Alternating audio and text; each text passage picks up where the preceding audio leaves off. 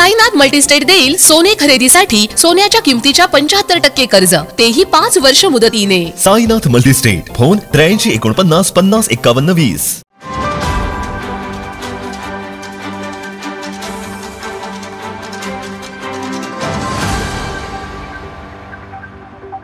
विश्वासराव पाटील म्हणजे आबाजी यांची प्रथम ओळख माझी 1990 साली झाली।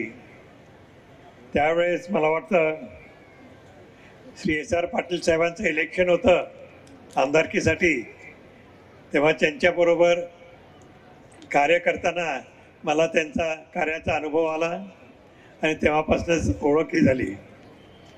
आणि खरं पाहिलं तर त्यांची ओळख म्हणजे गोकुळचे ते अध्यक्ष अनेक वर्ष राहिले। या शतकामध्ये अनेक 15-20 वर्ष जवळजवळ राहिले म्हटलं तर चुकीचं होणार नाही। आणि गोकुळला दिशा देताना, सहकाराला दिशा देताना त्यांचे प्रयत्न कुठंच कमी पडले नाहीत। अशा तऱ्हेने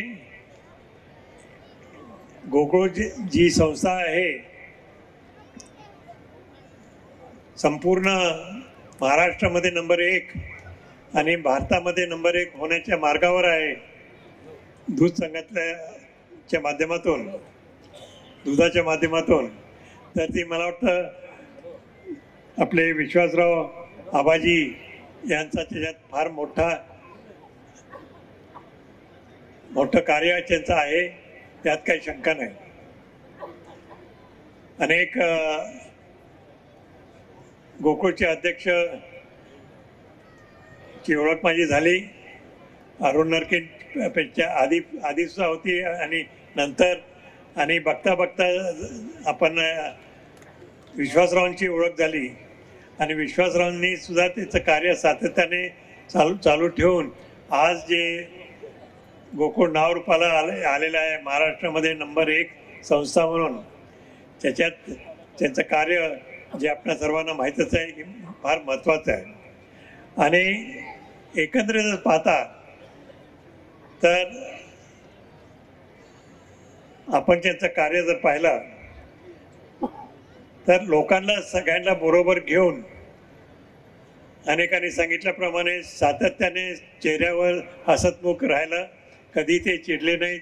मी सुद्धा एवढ्या 20-30 वर्षांमध्ये 35 वर्षामध्ये त्यांचं कार्य जे पाहता कधीच ते चिडलेले बघितलं नाही। आणि सगळ्यांना घेऊन चालणारं नेतृत्व इथं या गोकुळच्या माध्यमातून शेवटी निर्माण झालं, ही एक फार चांगली गोष्ट आहे। भविष्यामध्ये त्यांनी आत्ताच एक संकल्प सोडला आहे, कचऱ्याचं निर्मूलन करून त्याचा उपयोग कसा करून घेता येईल या दृष्टीकोनातून त्यांनी विचार सोडलेला आहे। आणि मला वाटतं ते कठीण आहे आणि ती काळाची गरज आहे।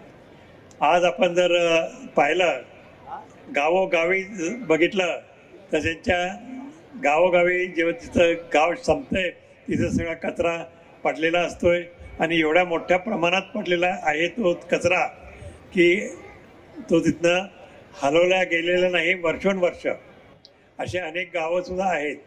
त्याचं कचऱ्याचं निर्मूलन करणं हा महत्त्वाचा प्रयोग होणार आहे। त्याच्यामुळे फक्त महाराष्ट्रात कोल्हापूरला त्याचा फायदा होईल असं नव्हे, इथं जर चाललं तर मला वाटतं जे कोल्हापूरला चालतं ते सगळीकडे चालतं, आपण नेहमी सांगतोय। तर तसंच हा प्रयोग सुद्धा झाला तर महाराष्ट्राच्या दृष्टिकोनातून फार महत्त्वाचा ठरणार आहे आणि त्यासाठी आपण सर्व त्यांना सहकार्य केलं पाहिजे।